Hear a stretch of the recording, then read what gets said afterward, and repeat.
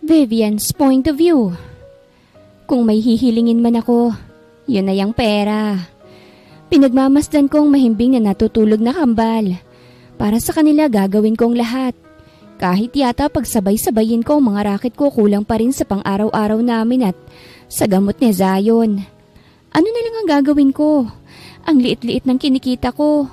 Kung magdadagdag naman ako ng isa pang trabaho sa umaga, walang magbabantay sa mga anak ko dahil wala naman akong pambayad sa tagabantay na kukunin ko.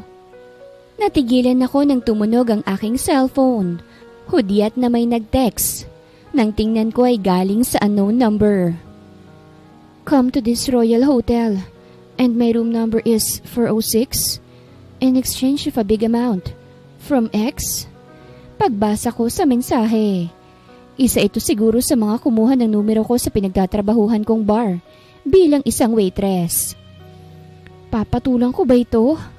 Kagat-labing tanong ko sa sarili.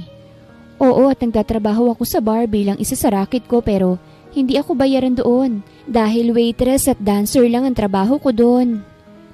Para sa inyo, gagawin ko ang lahat. Pagkatapos nito, pangako hahanap si mama ng disente at may malaking sahod. Leche kasi yung tatay niyo eh. Kung hindi sana ako hinit and run, matapos akong buntisin, sagana sana ang buhay natin. Napapailing kong bulong sa sarili. Malalim akong napabuntong hininga bago napatingin sa mga kambal na ngayon ay mahimbing pa rin ang tulog. Tumayo ako matapos i-text ang kaibigan at sa labas na ito hinintay. Ilang minuto pa akong naghintay bago may humintong tricycle sa tapat ng apartment. Bakit ba bigla kang napatawag? Nagmadali tuloy ako, akala ko kung ano nangyari sa inyo ng mga anak mo. Bungad dito sa akin. May racket ako, ikaw na munang magbantay sa mga anak ko ah. Tulog naman na sila kaya walang pasaway. Nangingiting sabi ko. Siya lang ang mapagkakatiwalaan ko kapag ganitong iiwan ko mga bata. Nang sumapit ang 9:00 ng gabi ay handa na ako sa pupuntahan.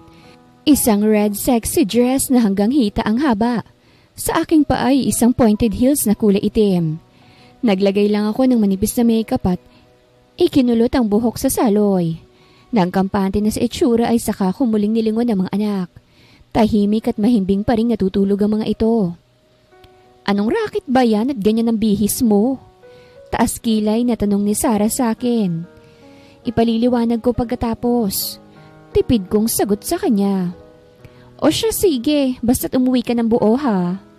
Ngumiti na lang ako sa kanya sa kakinuhang maliit na sling bag. Sumakay ako sa tricycle at nagpahatid sa nasabing hotel.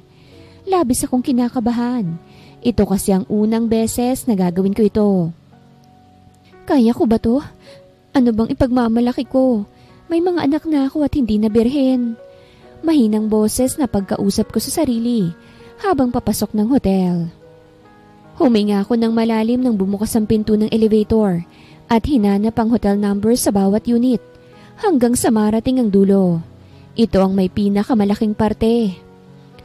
Ito na talaga para sa mga anak ko at sa gamot ni Zion. Pagpapatatag ng loob kong sabi. Pinindot ko ang doorbell at nang walang nagbukas kaya muli kong inulit. Ilang saglit lang ay nagbukas ang pinto ngunit walang tao sa likod nito. Sa loob ng silid ay madilim. Sarado ang ilaw. Nakaramdam ako ng kaba ngunit walang nagawa kung hindi ang humakbang papasok. Nang makapasok ay kusa na ring nagsarang pinto. Napakagatlabi ako nang mapansing dim ang light sa gawing kusina. Nagpunta ako roon at napansing may wine na nakahanda at 2 baso. May tao ba rito? Malakas na boses kong tanong. Ano ba to? Bakit napakadilim? Reklamo ko nang makarating sa living area. Nang umupo ako sa mahabang sofa, kaharap ng pang-isahang sofa ay halos mapamura ako ng maaninag na may nakaupo ron. Hindi ko napansin to kanina dahil masyadong madalim sa gawin na ito. You're late. Malamig na boses nitong sabi. Baritono at buong buo. Ilang minuto lang naman. Ang sabi naman sa text ay 9:30. Sagot ko. Bakit ba napakadilim dito? Nagtitipid ka ba ng ilaw? Shut up. Tanging tugon nito sa akin at tumayo bago naglakad patungo sa kusina. para kunin ang wine at salinan ng 2 baso. Tahimik lang naman akong nakasunod dito. Nagulat ako nang iabot nito ang baso na may lamang wine sa akin. Bahagya kong naaninag ang mukha ng lalaki. Masasabi kong halos perpekto ang hulma ng mukha nito. Ang panga nitong umiigting at ang ilong na patusok. Pati na rin ang labing namumula ang una kong napansin. Ngunit ang mga mata nito nakakulay ng gabi ay wala kang kababakasang emosyon. "How much is you just for one night?" Seryosong tanong nito matapos uminom sa wine glass. Masakit mang pakinggan ang pagtatanong nito pero iyon naman talaga ang pakay ko. Ang pera. "Kung ilan ang maibibigay mo?" Seryoso ring sagot ko sa lalaking hindi ko naman lubusang kilala. 500,000. Is that enough? Tanong nito na ikinatango ko. Pwede na rin kesa wala. Dahan-dahang lumapit ang lalaki sa akin. Kaya't inilapag ko naman ang shoulder bag sa may mesa at hinintay ang lalaki hanggang sa tuluyang makalapit. Napapikit na lamang ako nang ilapit nito ang labi sa aking mga tenga, pababa sa aking leeg, na para bang kinikiliti ako nito doon. Iniangat kong ulo upang mas bigyang laya ang labi ng lalaki. Ang kamay nito'y nasa aking bewang na at hinahapit para mas magdikit ang katawan naming dalawa. "Remember that this is just a one-night stand. After this, you should forget about everything that's happened." Paus nitong bulong sa mismong tenga ko na aking ikinapikit bago tumango bilang sagot. "Good girl." Nagpatianod na lamang ako nang hilahin niya ako patungo sa kwarto nito at itinulak pahiga sa kama.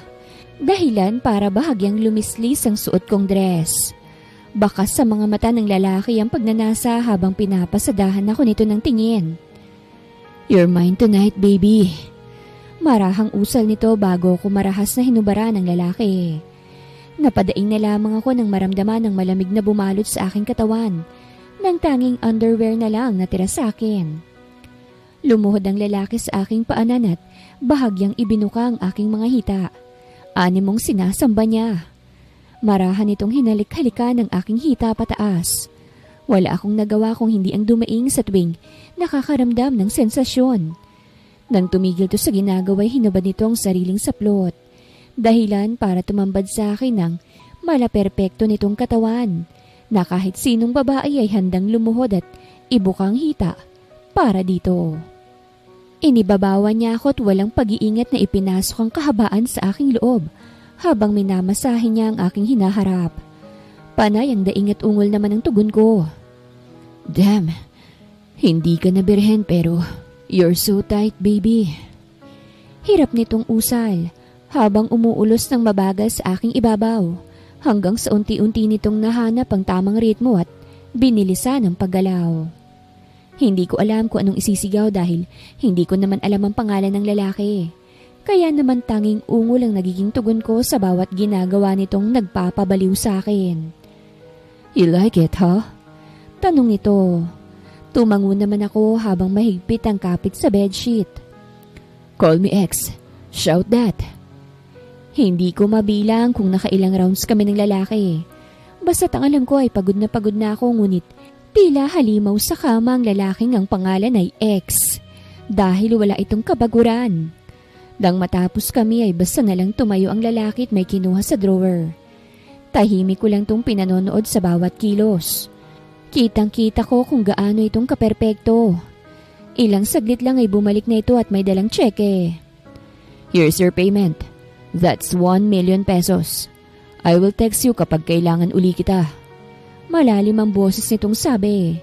Agad ko naman yung tinanggap bago umiling. Wala nang kasunod pa ito. Seryosong sabi ko't inayos ang pagkakatakip ng kumot sa aking hubad na katawan bago bumalik sa pagkakahiga at tumalikod sa gawin nito. Ramdam kong lumubog ng bahagya ang kama, hudyat na may humiga sa aking tabi. "Hindi kasama sa bayad mo ang yakap pagkatapos." Reklamo ko nang yakapin ako nito sa bewang. Pagkalipas ng ilang minuto ay pinakiramdaman ko ang katabi. Nang maramdamang malalim at mahimbing na ang tulog nito, ay dahan-dahan kong inalis ang kamay nito sa aking bewang at umalis ng tahimik sa kama. Hinanap ko ang dress na suot at ang layo ng narating noon. Iika-ika kong kinuha ito sa gilid ng sofa at sunod na hinanap ang aking panty. Asan na ba kasi yun? Iritang tanong ko sa sarili sa mahinang boses. Kaya kong umalis ng walang bra. Pero ibang usapan kung pati na ang panty wala. Isa pa nanlalagit ang pakiramdam ko sa aking ibaba. Kainis naman. Bahala na nga sa bahay na nga lang. Sa huling pagkakataon, bago tuluyang lumabas ng kwarto ay nilingon ko ang gwapong lalaki. Mahimbing itong natutulog. Mong isang anghel na hindi mo maiisipang isang halimaw pala sa kama. Nahanap ko ang shoulder bag sa kusina at doon isiniksik ang bigay nitong tseke. Sa wakas ay makakauwi na rin ako. Magbabagong buhay na at hahanap ng mas magandang trabaho para sa mga anak ko. Mabibili ko na rin ang mga gamot ng anak kong si Zion. Sobra-sobrang binayad sa akin ng lalaki. Higit pa sa napag-usapan ng bayad.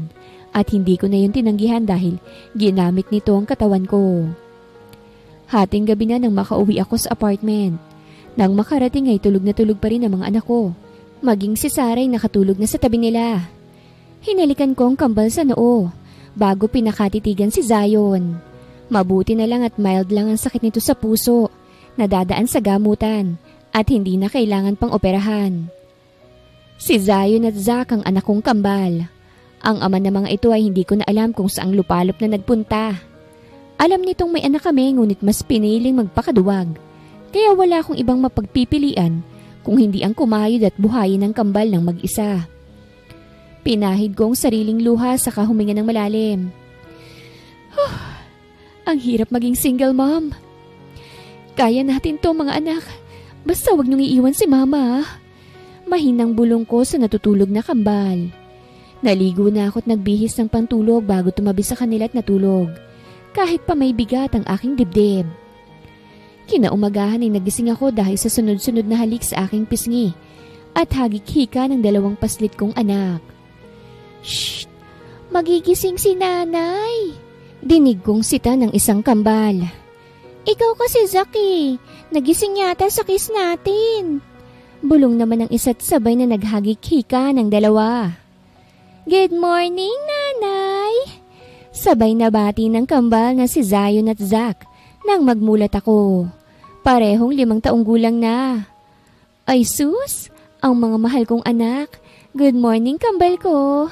Kamusta ang tulog nyo? Masiglang tanong ko sa mga anak at bahagyang bumangon. Wala na rin dito si Sarah. Marahil ay umuwi na kanina. Lihim akong napangiwi nang sumakit ang pagitan ng aking hita nang bahagya akong gumalaw. Mabuti naman po, nanay. Sagot sa akin ni Zach. Nanay, nagugutom na po ako eh. Ano pong pagkain? Magalang naman na tanong ni Zion. Wait nyo si nanay ha. Bibili ako sa labas ng almusal. Behave kayo rito ha. Babalik ako agad. Sabi ko na mabilis nilang ikinatango. Inipit ko ang buhok bago kumuha ng pera sa bag at lumabas ng bahay para bumili sa tindahan. Pabili nga po ng itlog, 3 piraso at isang pack ng hotdog na rin po. 2 na rin pong Bear Brand. Sabi ko nang nasa tapat na ng tindahan. Saan ka ba galing kagabi? Nakita kitang umalis eh. May bagong customer ka ba? Bago na naman.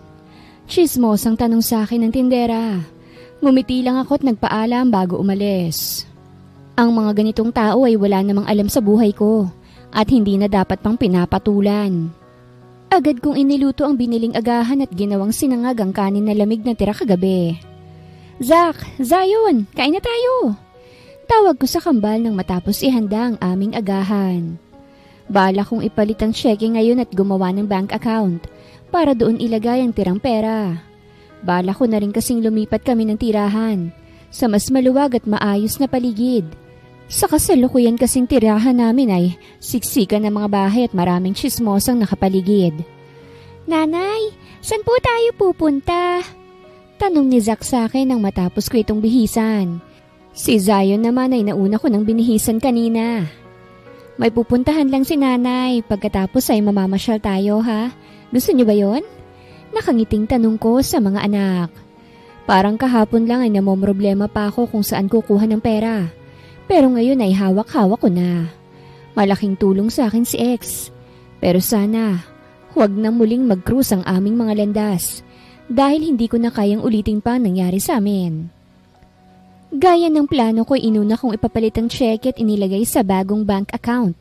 Sunod naming pinuntahan ay ang doktor ni Zion para na rin maipa-check up ito at mabili ang lahat ng gamot nito. Nanay, gagaling na po si Kambal? Tanong sa akin ni Zach. Ngumiti naman ako ng matamis at niyakap ang anak. Oo naman anak, gagaling na siya. Nang matapos sa ospital ay agad kong dinala ang mga anak sa mall. Una kaming dumiretso sa isang fast food. Hintayin niyo si mama dito o order lang ako. Behave kayo. Pag may problema, tawagin niyo lang ako. Bilin ko sa mga anak at sabay namang tumawang dalawa. Mabilis akong nag-order at ilang minutong naghintay para makuha yon. Pagbalik ko ay naabutan ko silang tahimik na naglalaro. Eto na, kakain na tayo. Masiglang sabi ko para makuha ang atensyon ng dalawa. Makita ko lang na masaya ang mga anak ko ay masaya na rin ako bilang ina.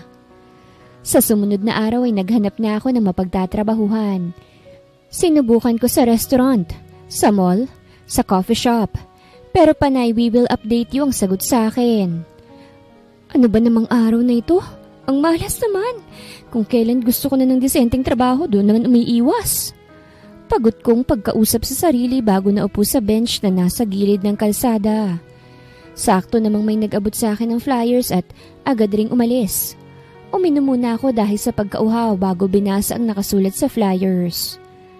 Hiring, CEO Secretary, 2 years college degree with a height of 5'6" and 27 years old.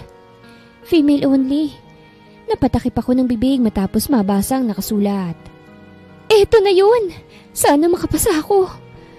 Umaasang sabi ko bago isiniksik sa folder ang flyer. Nang araw na yun ay kahit hindi ako natanggap sa trabaho, ay masaya pa rin dahil pakiramdam ko.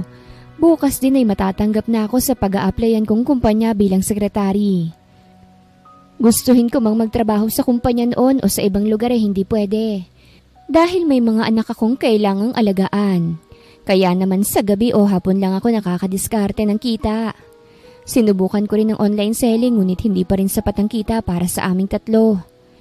Para sa panibagong araw, ay maaga akong gumising para mag-prepare. Hindi na ako mag-aalala sa kung sinong magbabantay at alaga sa kambal dahil may nakuha na akong mapagkakatiwala ang magbabantay habang wala ako. Matapos magsaing ay agad na akong naligot nagbihis ng pencil skirt at long sleeves naman sa itaas. Isinuot ko naman ang 2 inches heels bago inayos ang buhok at naglagay ng light makeup sa mukha. Malapit lang naman base sa address kaya't hindi ako malilate. Pagkausap ko sa sarili bago sumakay sa jeep. Mahal kasi ang taxi. Kaya ko to. Fighting lang. Pagpapalakas loob ko sa sarili nang malapit na sa entrance ang kumpanya. Sanders Point of View. Matapos ang gabing nangyari sa pagitan ng babae na inirekomenda lang sa akin sa isang club, ay hindi na ito nawala sa aking isip. Sinubukan ko siyang ipahanap ngunit walang bakas ng dalaga. Napatingin ako sa pinto ng aking opisina nang pumasok doon si Mrs. Ocampo, ang magre-resign kong sekretary. Good day, sir. Today is the first day of hiring our new secretary. Nakangiting anunsyo nito sa akin. I hope you find her, sir. Ito ang isa sa naisip kong paraan para mahanap ang babaeng naka one night stand. Kinausap kong ibang kumpanya, restaurant, at iba pang mga opening na pwedeng mapag-applyan kahit sa pinakamababang posisyon na wag tatanggap ng babae dahil ito ang bala ko. Gusto kong makita o sa akin mapuntang dalaga kahit walang kasiguraduhan ang plano ko. Vivian's Point of View. Hindi ako mapakali dahil kinakabahan ako. Ngayon na lang uli ako sasabak sa ganitong application eh. Sa bar kasi wala nang apply-apply. Pasok agad. At ang sarili ko namang online business ay hindi na kailangan pa ng application. Ang sabi sa amin kanina, 9:00 pang start ng interview at pang 15 pa ako sa mga applicants. Mukhang matatagalan pa ako bago sumalang. Nalaman ko ring mismong ang CEO ang mag-i-interview.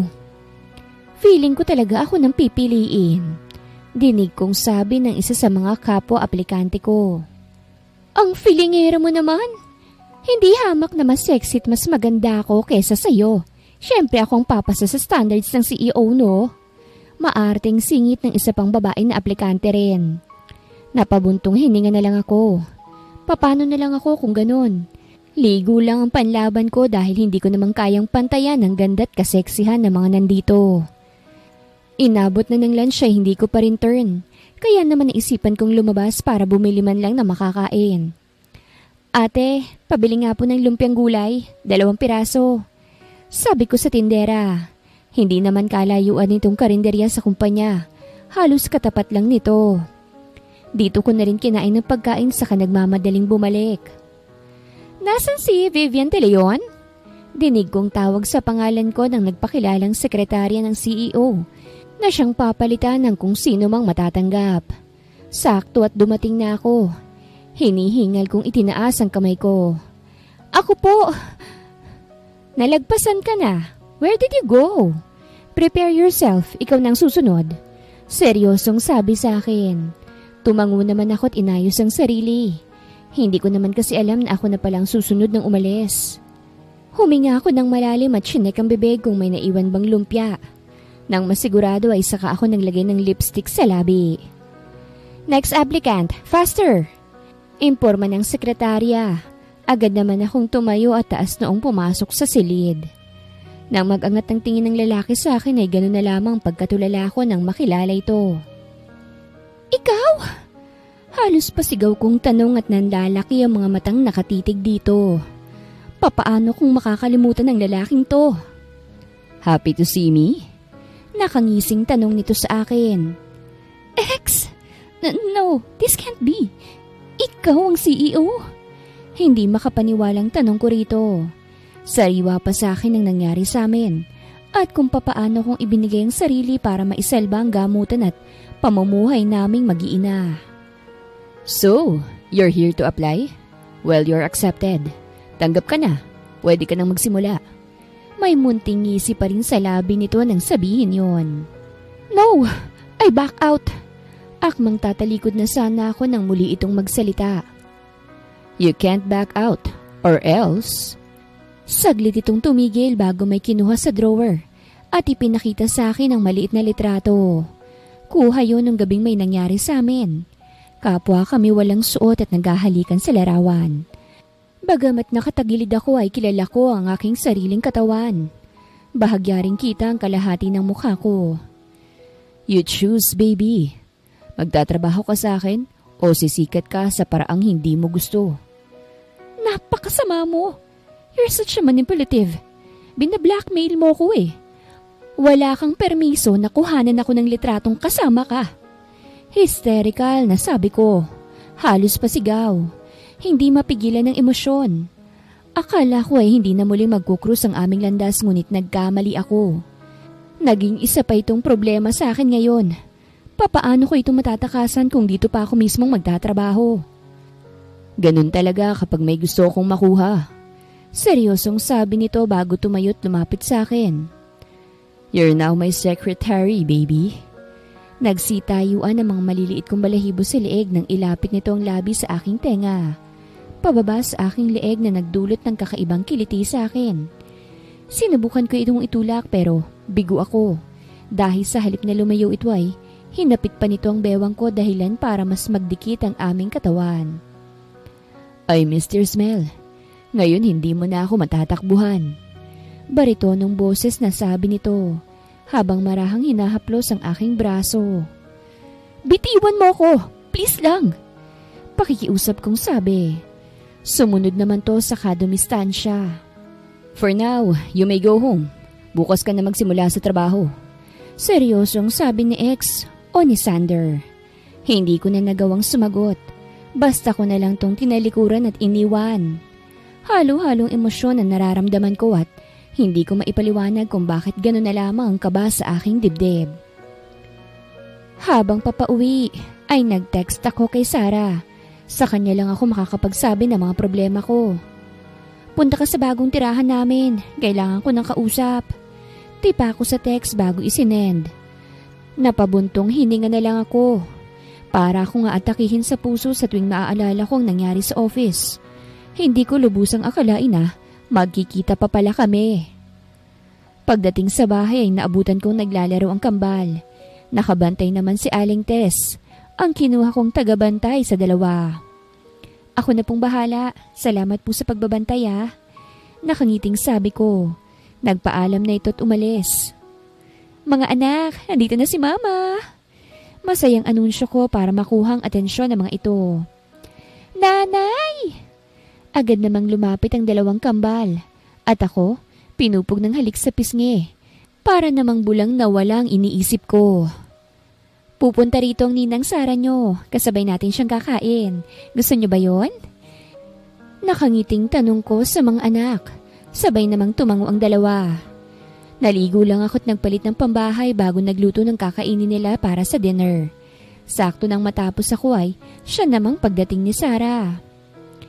Hi babies! Namiss niyo ba ang ninang? Bungad nito sa dalawang kambal at ibinigay ang pasalubong bago ako nilapitan. Daming ganap pa, ba't ka lumipat ng bahay? Nahanap mo na ba yung tatay ng kambal? Tumigil ka nga, wala akong balak hanapin ang tatay nila. Yun nga yung kukwento ko. Ang daming nangyari eh. Biglang problemadong sabi ko. Mahaba-habang usapan ba yan? Tanong pa ni Sara. Tumango naman ako.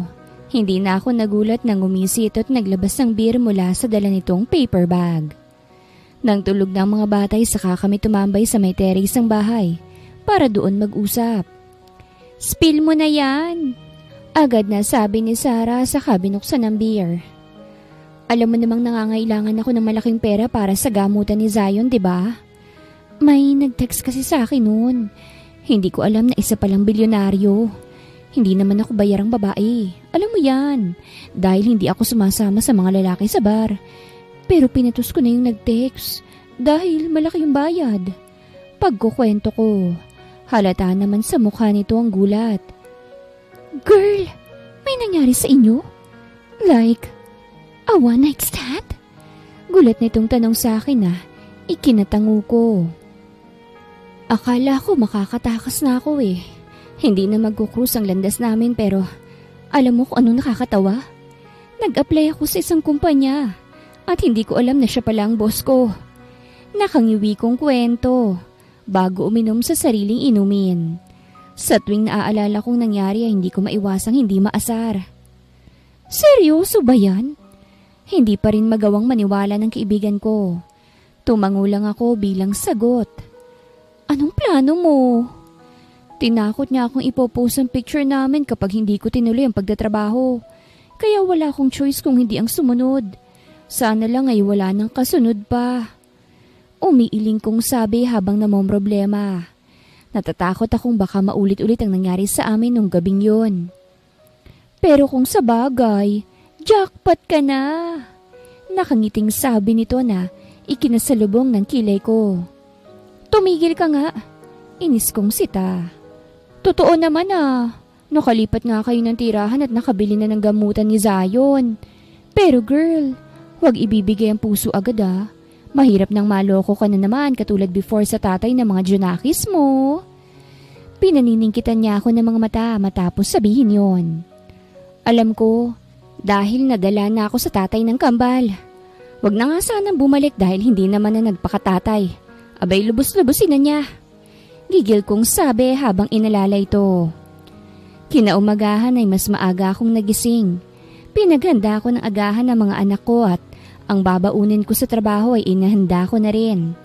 Matapos mag-agahan, ay saka ako naligot nagbihis ng office attire. Inipit ko pa ba ng buhok ko at naglagay ng manipis na makeup sa mukha. Bago umalis, ay nilapitan ko muna ang kambal saka hinalikan sa noo. Mahimbing pa rin ang tulog ng dalawa kahit hindi ko na ginising pa. Sakto nang papaalis na ako ay siyang pagdating naman ng katiwalang magbabantay sa mga anak ko. Nasa may mesa na po ang agahan nila. Kumain na rin po kayo. Kayo na po munang bahala sa mga anak ko, ate. Nakangiting bilin ko. Ako nang bahala sa mga anak mo. Mag-iingat ka sa trabaho, ha? Sagot naman ito sa akin. Nagpasalamat ako bago umalis. Sumakay na ng jeep na dadaan sa kumpanyang pinagtatrabahuhan ko.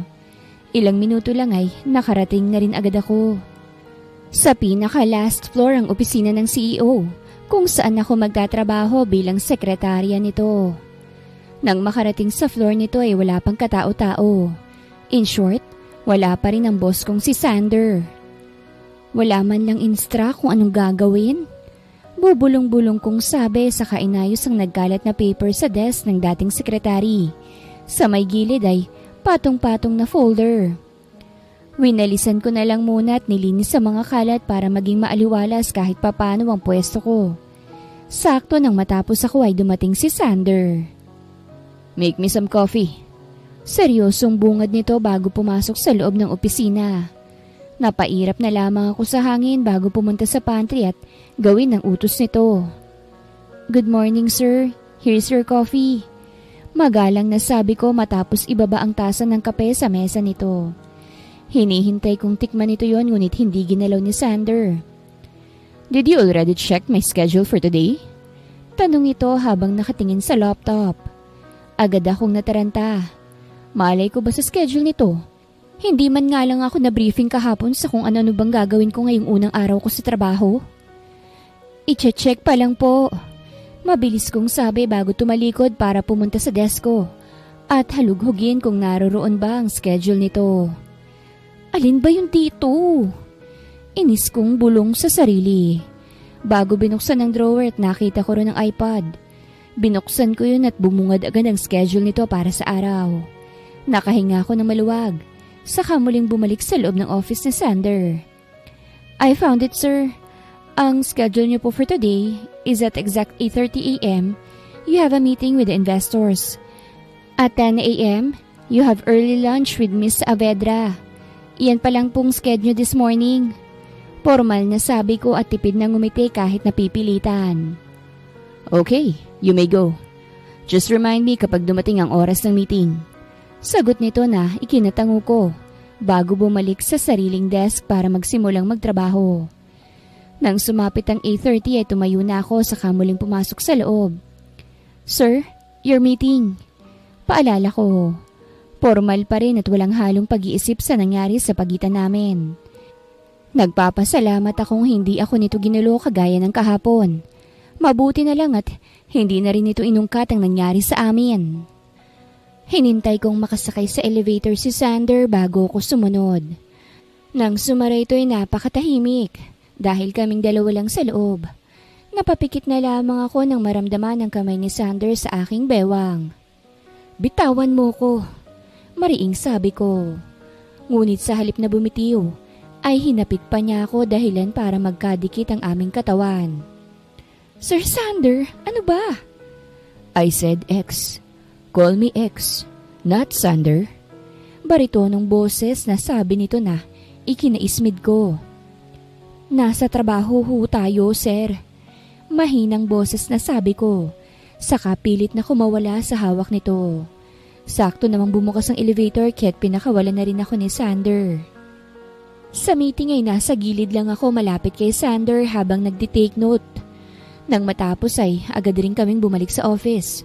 May 30 minutes pa naman kasi bago ang meeting nito sa isang babae. Kakaupo ko pa lang nang tumunog ang intercom na nakakonekta kay Sander. Hudyat yun na tinatawag niya ako. "You stay here to remind me about my meeting. Huwag ka nang bumalik sa pwesto mo." Seryosong sabi ni Sander. Sasagot pa sana ako ngunit lumingon siya na para bang sinasabi nitong sumagot ka at tutuwad ka sa akin. Lihim na lamang akong napailing dahil sa naisip. Nang tingnan ko ang oras ay 5 minutes na lang bago ang early lunch meeting nito. "Sir, it's time. 5 minutes before the meeting. Nakanote na bawal malate." Formal na sabi ko saka tumayo. Nang makababa kami sa lobby ay may nakaabang ng sasakyan sa labas at may maghahatid na sa amin papunta sa restaurant kung saan gaganapin ang meeting. Pagpasok sa loob ay natanaw kong babaeng naka-corporate attire. Maganda, sexy at sopistikada. Ito na siguro si Miss Avedra. Hinayaan kong manguna si Sander at nasa likod lamang niya ako. Nagkamayan ng dalawa at pansin ko ang bahagyang pagtagal noon. Iniwas ko na lang ang tingin. "Good morning, ma'am. I'm the new secretary of Mr. Sander. I'll be here with him." Nakangiting singit ko. Tinapunan lang ako ng tingin ng babae saka tumango bago umupo. Lihim naman akong napairap. May attitude din. Gusto ko lang naman maging polite. Nag-order ng pagkain ng babae. Kahit papano, ibinilang din niya ako. Kung hindi nga lang sasabihin ni Sander. Maging sa pagkain ay nag-uusap pa rin ang dalawa at bahagyang nagtatawanan. Hindi ko magawang sumingit dahil isang hamak lamang akong sekretarya. Nang negosyo ng usapin ay tahimik na lang akong nagtitake note. Ngunit nang mauwi ulit sa kwentuhan ay inilabas ko na lang ang cellphone. Saka nag-text sa nagbabantay sa aking mga anak. No phone in work. Seryoso at mahinang bulong sa akin ni Sander. Napapikit na lang ako saka ibinaba ang cellphone at nakangiting tumingin dito. Noted, sir. Plastikong sabi saka tumingin sa babae na nakataas ang isang kilay sa akin. Mukhang natigil ang pag-uusap ng dalawa dahil nakuha ko ang atensyon ni Sander. Kaya naman sumama ang mukha ni Miss Saavedra. Anyway, Sander, if you have time, I want to invite you in my party tomorrow night. Ngiting sabi ni Miss Saavedra. Saka muling nakipagkamay kay Sander at hindi man lang ako tinapunan ng tingin. Just send the invitation to my secretary. Titingnan ko kung may oras ako. Tanging sagot ni Sander sa babae. Nang makabalik kami sa opisina ay bad trip ako sa hindi ko malamang dahilan. Hindi ko alam kung dahil ba ito sa babaeng yon. Hindi ko na rin nagawang bumalik sa loob ng opisina ni Sander dahil wala naman tong utos sa akin. Kaya't inabala ko na lang din ang sarili sa pag-aayos ng mga documents na ipapapirma dito. Nang malapit nang matapos ang oras ng trabaho ay tumunog ang intercom. Nang tumingin ako kay Sander, ay nakatingin din to sa akin. Bumuntong hininga ako bago tumayo at pumasok sa loob. Anong kailangan nyo, sir? Tanong ko sa halos walang ganang tono. Come with me. Samahan mo akong mag-dinner. Seryoso pa rin sabi nito. Pero sir, patapos ng oras ng trabaho. Kasama pa ba yun? Hindi ko maiwasang hindi magsalubong ang kilay ng magtanong. Patapos pa lang, kaya nga aalis na tayo. But just in case, extra payment na lang sa sahod mo. May ngising sabi ni Sander. Paano kung ayaw ko? May bahid na ngising sabi ko rin. Wala kang bonus, may kaltas din ang sahod mo. Ani mong panalo ito nang makitang lugmok ang ekspresyon ko sa sinabi niya. Okay, fine. Sasama na ako. Kakain lang at uuwi na rin ako. Bawal akong malate ng uwi. Ang huli ay halos pabulong ko nang sabi. Why? Do you have a lover? Is he waiting for you? Kunot ang noong tanong nito. Ang kaninang ngisi ay biglang nawala. Tara na sir, mauubos ng oras eh. Sa halip na sagutin ng tanong nito ay iyon ang sinabi ko. Bahala ito sa kung anong gustong isipin niya. Inunahan ko na itong lumabas. Sumunod na lang ito. Sumakay kami sa sasakyang pagmamay-ari nito. Halatang mamahalin. Nagtaka ako nang huminto ang sasakyan sa hotel nito. Akala ko ba kakain tayo ng dinner? Bakit sa hotel mo tayo? Salubong ang kilay kong tanong. Kung ano mang binabalak mo, huwag mo nang ituloy. What? Dito tayo kakain. Papahatid lang tayo sa hotel room ko. I miss their food there. Nakangisi at tila inosenteng sabi nito na ikinakulo ng dugo ko. Kung ano mang binabalak nito, sisiguraduhin kong hindi nito yun magagawa. Hindi na yun mauulit pa. Nakareceive ako ng mensahe galing sa tag-aalaga ng mga anak ko. Tinatanong kung pauwi na ba ako dahil kailangan na nitong umalis at may sakit din ang sariling anak. Napabuntong hininga na lang ako at tinext si Sarah. Pumunta ka sa bahay, pakibantayan ng kambal. Bawi na lang ako pag uwi, may trabaho pa ako eh. Tipa ako ng mensahe sa kaibigan bago isinend. Nang tingnan ko si Sander ay nakakunot ang noo habang nakatingin sa harap. Who's that? Sino? Nagtatakang tanong ko sa biglaan nitong tanong. Who's your texting? Kasama mo ko pero inuuna mong boyfriend mo. Bakit? Selos ka? Hindi ko boyfriend ang katext ko. Inis kong sabi dito at nang makitang naipark na nito ng maayos ang sasakyan, ay bumaba na ako at agad naman itong sumunod. Good. You shouldn't text your boyfriend if you're with me. Sa halip na sumagot ay hindi ko nalang to pinansin. May pagkabaliw na yata ang lalaking to. Parang kahapon lang todo blackmail to sa akin. Ngayon naman iba ng trato nito. Kagaya ng sabi nito ay sa hotel room kami nito kumain. Napakarami ng pagkain na pinahatid nito sa hotel staff. Hindi ko nga alam kung kaya ba namin itong ubusin ng kaming dalawa lang. Bakit napakarami naman yata nito? Just in case na gutom ka. Simpleng sagot ni Sander bago niya ako inalalayang umupo sa dining table. Ginawa mo naman akong patay gutom? Ismid na sagot ko. Nagsimula kaming kumain at parehong tahimik. Marami ang inilagay nito sa plato ko ngunit ang laman ng plato ni Sander ay bilang lang ang karga. Alam mo, hindi ko alam kung bakit mo to ginagawa pero salamat. Dahil nakikinabang naman ako. Pero sasabihin ko sa'yo, kung may binabala ka man, huwag mo nang ituloy dahil hindi na yun mauulit pa. Mahabang sabi ko matapos kumain. Hindi na ako nakapagtimpi at sinabi na ang laman ng isip ko. Why? Aren't you satisfied with me the last time we did that? Loko, kung hindi lang dahil sa mabigat kong dahilan, hindi ko gagawin yun. Kunot ang noong sagot ko sa kanya. Mababa na akong mababa. Basta't ang alam ko, ginawa ko yun para sa mga anak ko.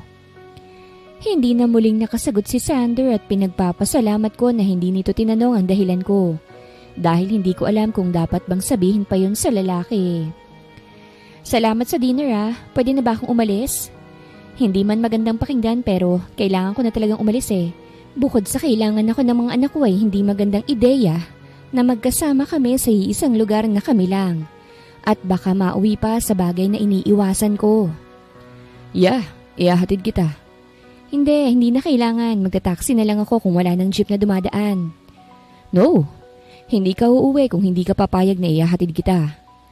Hindi nagpapatalong sabi ni Sander na ikiniinis ko ng matindi.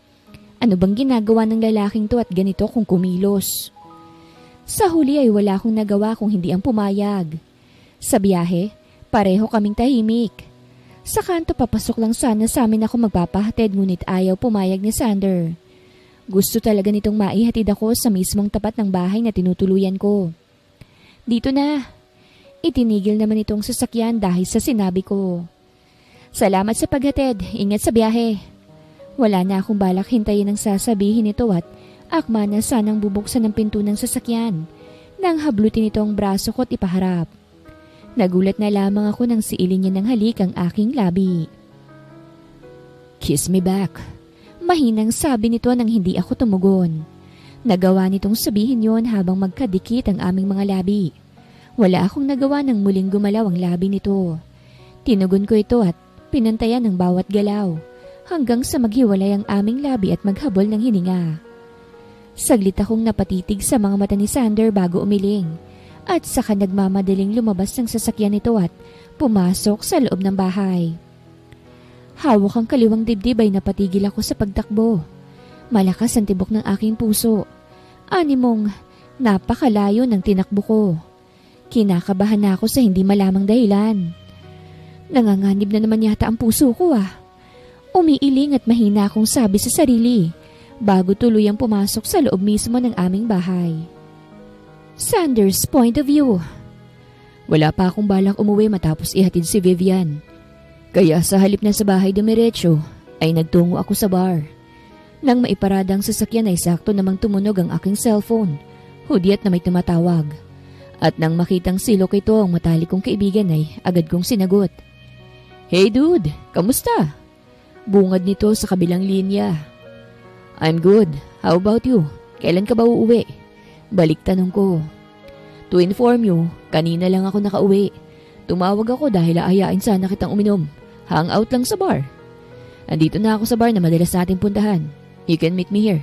Kadarating ko lang. Sagot ko sa kaibigan. Nang matapos ang pag-uusap ay pinatay ko ang tawag at bumaba ng sasakyan. Sa halip na pumasok ay tumambay pa muna ako sa labas at nagsindi ng sigarilyo. Naninigarilyo lang naman ako sa tuwing may bumabagabag sa aking isip. What am I doing?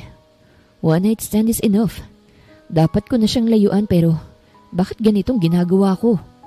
Kastigo ko sa aking sarili. Kahit ako naguguluhan sa inaakto ko. Nang gabing may nangyari sa amin ay hindi na ako nilubayan ng dalaga sa isip ko. Siya na lang ang laging nasa isip ko at hindi magawang alisin kahit anong gawin ko. Itinapon ko ng paubos na upos ang sigarilyo saka pumasok sa loob ng bar. Umupo ako sa bar counter at umorder ng shots sa bartender. Nakakadalawang baso pa lang ako nang may umakbay na sa akin. Long time no see, dude. Bati sa akin ang kaibigang si Luke. Natawa ako at inilingan ito bago bahagyang itinaas ang shot.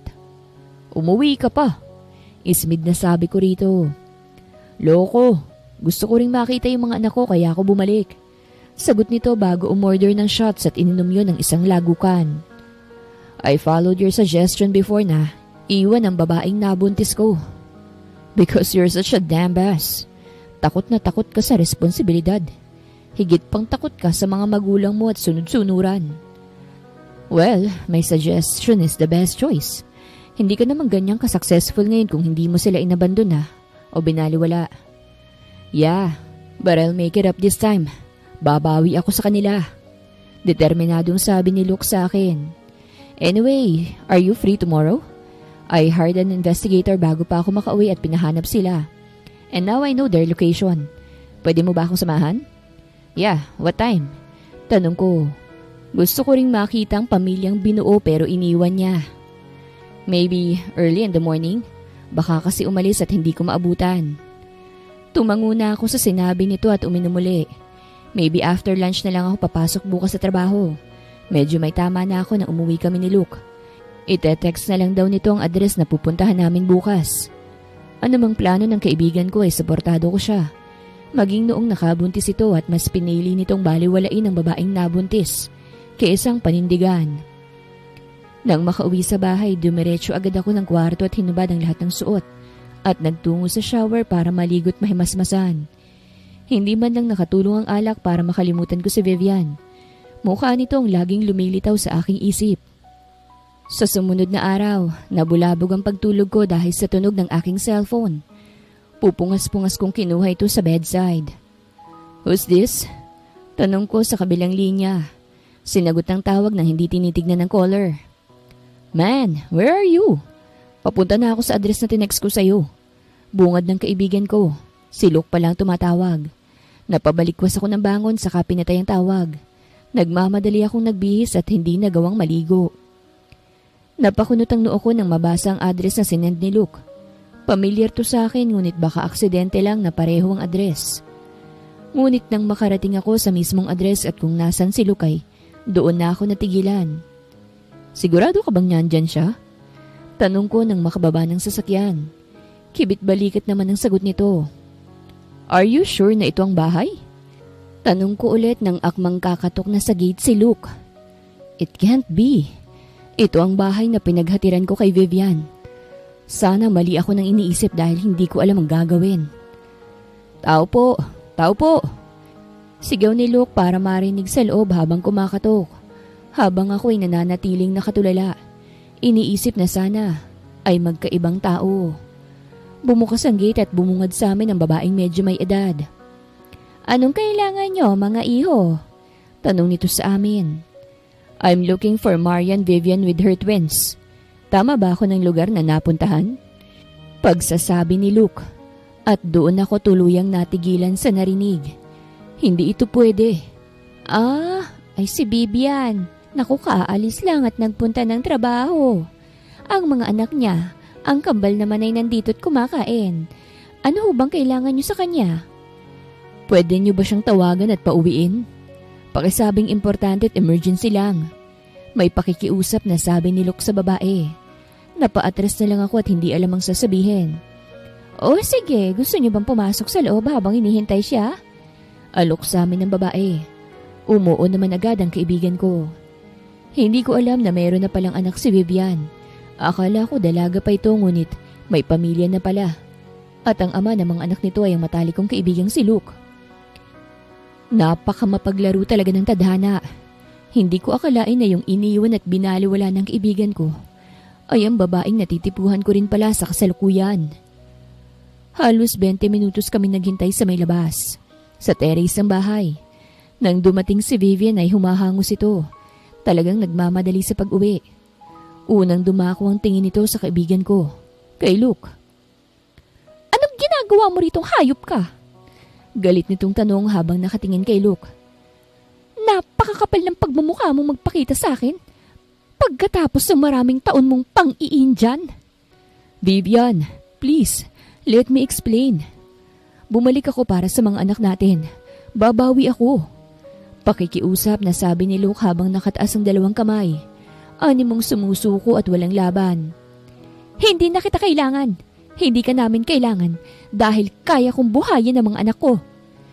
Kaya umalis ka na bago pa kita ipabarangay. Galit pa rin sabi ni Vivian. Hindi ko maiwasang hindi mapatitig sa babae. Hindi ko akalaing makikita ko ang ganitong side ng dalaga. May pagkapalaban din pala to. Madalas kasi ay nakikita ko siyang soft at paminsan-minsang tinatarayan lang ako. Nang mapatingin to sa gawi ko ay nagkasalubong ang tingin namin. At ikaw? Anong ginagawa mo rito? Kaya pala ang tagal ko na sa opisina ay wala ka pa. Sir! Medyo sarkastiko nitong sabi sa itinawag sa akin. Teka, magkakilala kayo? Gulat na tanong ni Luke sa amin. Tumango naman ako. How? Man, you didn't tell me. She's my secretary. And I didn't know. Simpleng sagot ko. Tinatago ang totoong nararamdaman. Napakagaling niyo naman. Magkaibigan pala talaga kayo. Walang hiya kayo. Galit na sigaw ni Vivian saka nanlilisik ang mga matang nakatingin sa akin. Nandito ako para sa mga anak ko. Huwag mo namang ipagkait sa akin. Pakikiusap ni Luke at halos lumuhod na. Ang kapal mo! Sinasabi mo sa akin yan samantalang wala ka nung kailangan ka ng mga anak na sinasabi mo. Huwag ka nang babalik rito kung ayaw mong ipabarangay kita. Banta nito kay Luke bago bumaling sa akin. At ikaw? Lubayan mo na ako. Hindi na ako papasok sa kumpanya mo. Ikalat mo kung gusto mo at wala akong pakialam. Tukoy nito sa ginamit kong pamblackmail sa kanya. Para bang may bumara sa aking dibdib at bahagya itong kumurot habang nakikinig sa mga sinasabi at nakatitig sa mga mata ni Vivian. Umalis kami ni Luke sa lugar na yon nang hindi nito nakikita ang mga anak. Dumiretso ako sa bahay at sumunod naman to sa akin. Dude, ano yung sinasabi ni Vivian? I don't get it. Litong sabi nito, dahilan para hindi ko agad magawang sumagot. Something happened between us. Seryosong sagot ko't yumuko. Hinihintay kong sagot nito ngunit natahimik lang ito. I didn't know. Hindi ko alam na siya yung babaeng nabuntis mo at binaliwala katulad ng sabi ko. Since that night, hindi na siya nawala sa isip ko. When I found her, I blackmailed her using our photos para lang pumayag siya magtrabaho sa akin bilang sekretarya. Hindi na ako nagulat nang suntukin ako ni Luke sa muka. Damn you, man! You messed up! Hindi ko alam ang sasabihin ko sa'yo. Galit nitong sabi bago ako tinalikuran at umalis ng bahay ko. I fall for her nang hindi ko man lang namamalayan. Mahinang sabi ko sa sarili habang nakayuko at sapo ang gilid ng labi na dumurugo. Pumasok pa rin ako kahit hindi maayos ang lahat.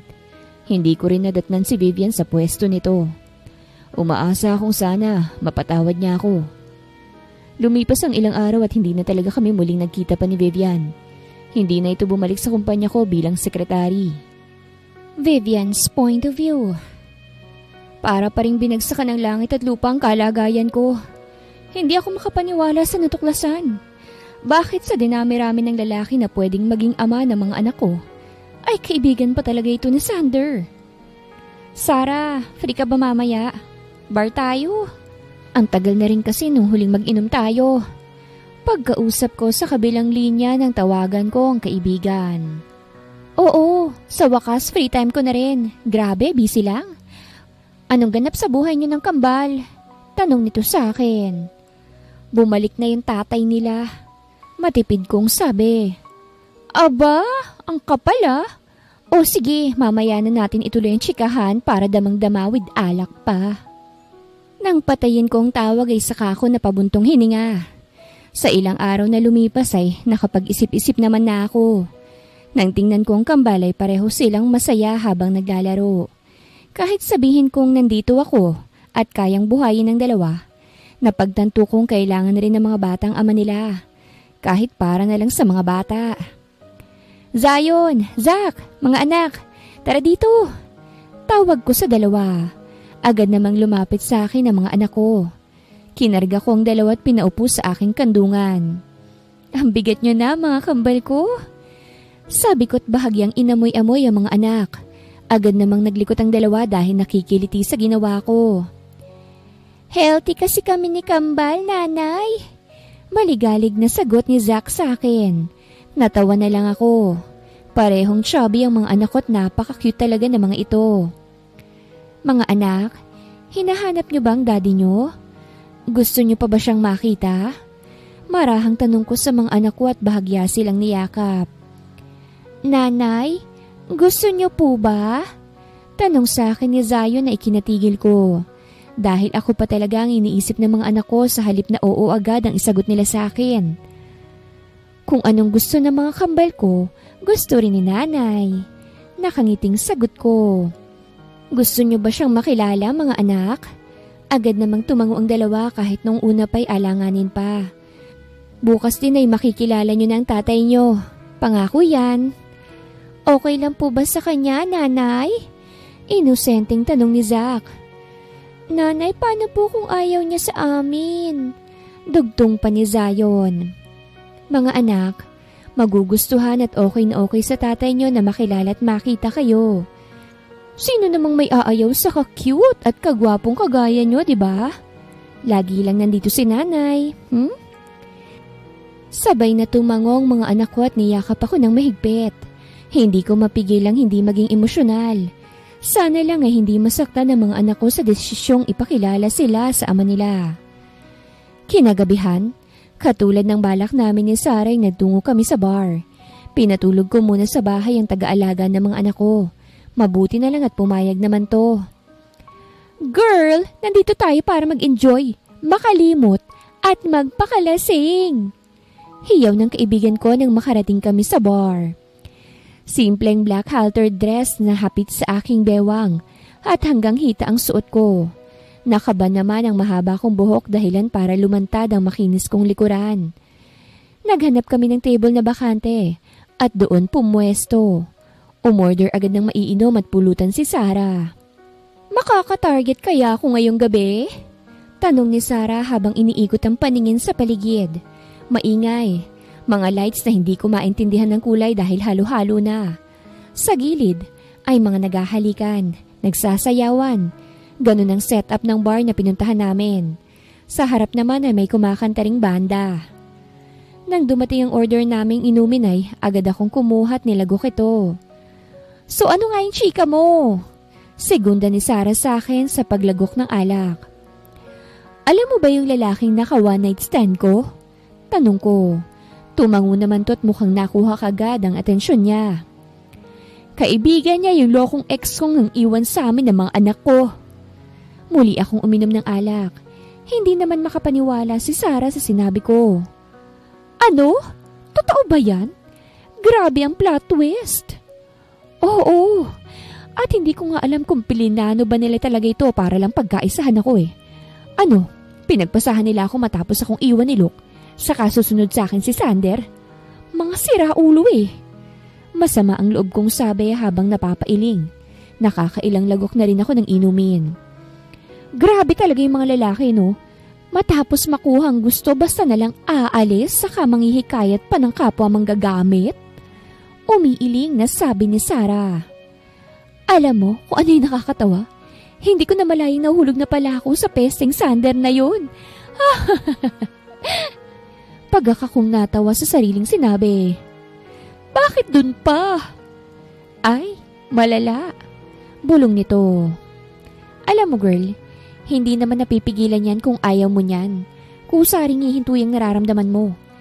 Kaya sa halip na mag-emote-emote ka riyan ay tara na at mag-enjoy tayo. Agad siyang tumayo at hinila rin akong patayo. Sayaw tayo sa dance floor at maghanap ng mabibing wait. Natawa ko sa kaiginiling ang katawan. Nang matanaw ang bar counter ay lumapit ako ron at humingi ng isang shot. Saka bumalik sa dance floor at doon humataw. Bahagya kong ipinikit ang mga mata at dinamdam ang music. Hanggang sa bigla na lang bumangga ang likuran ko sa matigas na katawan. Sa halip na lumayo ay dinikit ko pang sarili at gumiling. Pinupuntirya ang gitnang bahagi ng lalaking nasa likuran ko na hindi ko naman kilala. Ipinilupot ng kung sino mang lalaki ang braso sa aking bewang.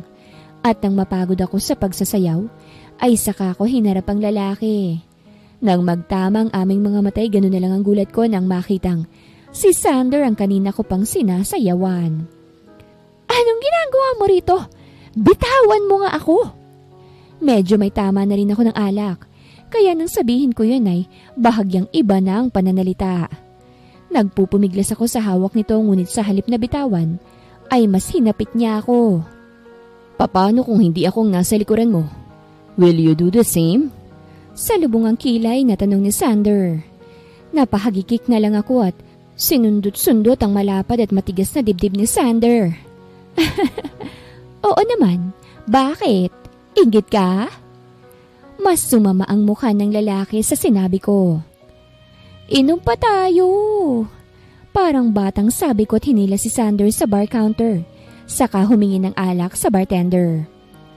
Nang nakakailang shots na ako ay pinigilan na ako ni Sander. That's enough, lasing ka na. Ha? Lasing? Ako? Hindi. Ikaw lasing ka ba? Sino ka nga ulit? Lasing na talagang tanong ko. Napailing na lang si Sander bago bumuntong hininga. Tara na, iuwi na kita. Mahinahong sabi ni Sander sa akin at akmang hahawakan ako sa braso nang pagpagin kong kamay niya. No! Ayokong sumama sa'yo. May kasama ako. Ayoko sa strangers. Wait! Nasusuka ko. Lasing na sabi ko sa kapasuray-suray na naglakad papuntang banyo. Agad naman siyang sumunod at inalalayan ako kahit pa panay ang pagpag ko sa kamay niya. Nang makarating ako sa banyo ay basta na lang akong sumuka. Mabuti ay naiabot ko pa sa cubicle. Kinuha ni Sander ang panyo sa bulsa niya at pinunasan ako dahil bahagyang nabasa matapos akong dumuwal. Uwi na ako. Biglang sabi ko. Akmang aalis na ako nang kargahin niya ako na para bang isang sako ako. Siguro napugto na ang pasensya nito sa akin dahil sa kakulitan. Ano ba? Bitiw! Help! Rapist ka ba? Wala na sa katinoang tanong ko dahil sa kalasingan. Nang makalabas kami ng bar, isinakay niya ako sa passenger seat ng sasakyan nito.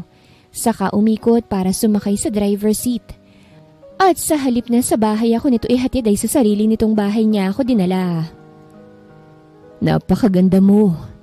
Dinig kong mahinang bulong ni Sander habang nakatitig sa mukha ko bago tuluyang makatulog. Sana magkaroon ako ng pagkakataon sa'yo. Kinaumagahan, nagising ako dahil sa sobrang sakit ng ulo. Babangon na sana ako nang maramdamang may nakayakap sa aking bewang. Nang tingnan ko ay may kamay ito at mas nagulat nang makita kung sino ang taong yon. Sander!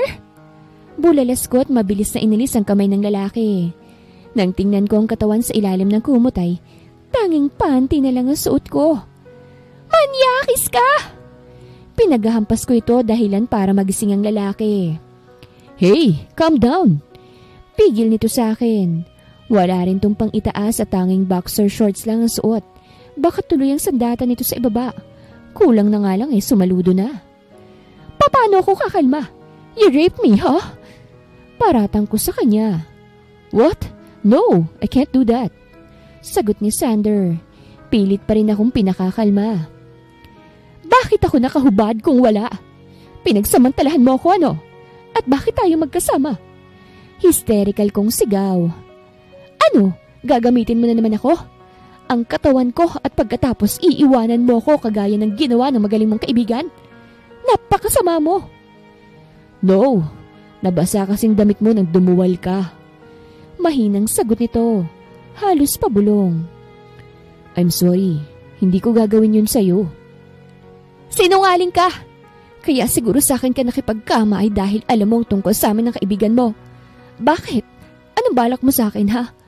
Bubuntisin at iiwan mo rin pagkatapos? Napakasama niyong dalawa. Alam mo sayang ka Natitipuhan pa naman na kita sana. Pero anong ginawa mo? Gigil na gigil kong sumbat kay Sander at hindi mapigilan ang sariling mga luha. No, hindi ko gagawin yung iniisip mo. Hindi ko alam that you have a past with my friend. Hindi ko alam na ikaw ang babaeng yun. I'm sorry. It was accidental na ikaw ang matext at papuntahin sa hotel room ko. Binigay ng manager sa bar ang number mo I won't do that to you. I didn't do anything to you dahil hindi ko magagawang galawin ka habang lasing ka. Mahinahon ngunit seryosong pagtatapat ni Sander. Nanahimik naman ako at pinakiramdaman ng lalaki. Hinanap kita after that night.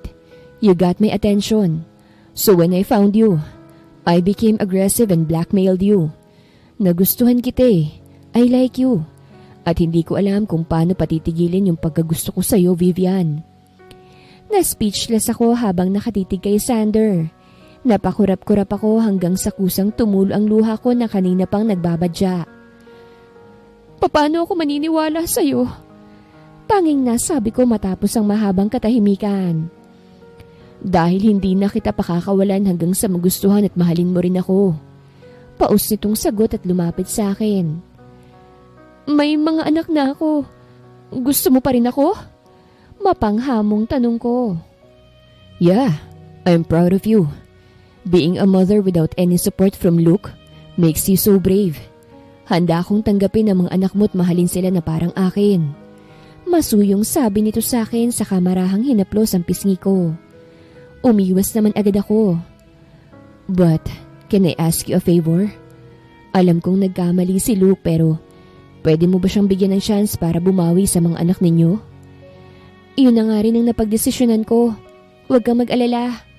Mahinang sabi ko at nag-iwas muli ng tingin. Thank you. Can you just accept him as the father of your children? Pero sana wag mo na siyang tanggapin ulit sa puso mo. Alanganing tanong nito at bahagya pang hinarap ang mukha ko sa kanya. Hindi ko kayang makita kang masaya kasamang kaibigan ko. Huwag kang OA. Matagal ko nang kinalimutan ang nararamdaman ko sa baliw mong kaibigan. Really? That's good. So, we okay now? Tila bigla itong nabuhayan. Tumango naman ako. Masyado siyang mapilit. Ano pa bang magagawa ko? Napatili na lang ako nang bigla na lang niya akong buhatin at ipaupo sa kandungan nito. Paharap sa katawan niya. Dahilan para madamang-dama ko ang galit na nitong sandata. Hindi ka nalasing ngayon. Paus na boses nito sa kanya niyakap ang bewang ko at hinalikan ng marahan sa labi. Pababa sa aking panga at leeg. Mas binigyan ko naman to ng access at napapikit sa sensasyong binibigay nito sa katawan ko. Sander! Paus na boses kong daing na bahagya nitong sipsipin ang balat ko sa aking dibdib. I told you, call me X. Baritonong boses nito habang patuloy sa ginagawa at ang kamay nito ay naglilikot na sa aking loob. Nang pareho na kaming nasa tamang pag-iisip at nakapagbihis, ay hinarap ko na si Sander at seryosong tiningnan. Pwede mo bang tawagan ng kaibigan mo? Papuntahin mo siya sa bahay maya-mayang lunch at magdala na rin ng pagkain para sa mga bata. Ngayon ko siya ipakikilala. Can I come with you? Sa lubong ang kilay na tanong nito. Eto na ngang makikiusap eto pang may ganang magsungit. Oo, basta tawagan mo. Bago pa man sumapit ang tanghalian ay nagpahatid na ako kay Sander sa bahay para asikasuhin ang mga anak. Agad ding umalis si Sander at sabing pupuntahan muna nito ang kaibigang si Luke para sabihin at kausapin dahil nalaman kong hindi pa pala maayos ang pag-uusap ng dalawa nang huli kaming nag-usap-usap. Nang sumapit ang lunch ay kinakabahan ako, ganun rin ang mga anak ko. Paliwanag ko sa mga bata na si Luke ang tatay nila. Nalaman ko na rin ang dahilan ng lalaki kung bakit ito umalis. Sa ngayon, ang importante sa akin ay ang kasalukuyan. Hindi ang nakaraan kaya't pinapatawad ko na ito. Sa una, napagkamalan ng kambal na ang ama nila ay si Sander. Natawa na lang ako sa kaipinakilala ng formal si Luke sa mga anak namin. Nanay, sino po siya? Mahinang tanong sa akin ni Zach. Tinutukoy nito si Sander. Bakit? Tanong ko. Kanina pa po kasi siya sa'yo nakatitig. Inosenteng sagot naman ito. Patay na patay lang yan sa akin anak. Boyfriend ko. Nakangiting sabi ko. Sinadyang iparinig kay Sander at nang tingnan ko ito ay nakataas na ang isang kilay sa akin. Ang kapal? Samantalang kanina halos magmakaawa to sa akin. Papasukin ko lang sa aking maliit na kuweba. Natawa na lang ako nang maalalang pangyayari kanina. Nang tingnan kong muli si Sander ay may sinabi ito. Walang boses ngunit kita ko sa bibig nito ang mga salitang, I love you. I love you too. Tugon ko kagaya sa ginawa nito. Natawa na lang ako nang biglang umalis ang anak ko at saka naman agad na lumapit sa akin si Sander at niyakap ako sa bewang. You're mine alone. Bulong nito sa akin. Oo nga. Sa'yo na ako. Natatawang sagot ko. Ngayon ay kontento na ako. Nakabalik na ang ama ng mga kambal. Natupad ko na ang pangakong maipakilala si Luke sa mga anak ko. At higit sa lahat, nahanap ko ng pag-ibig na matagal ko nang hinihintay. Sa dinami-rami ng pagsubok na kinaharap ko ay sa happy ending rin ng wakas. Ngunit hindi lahat ay pare-pareho. Wakas.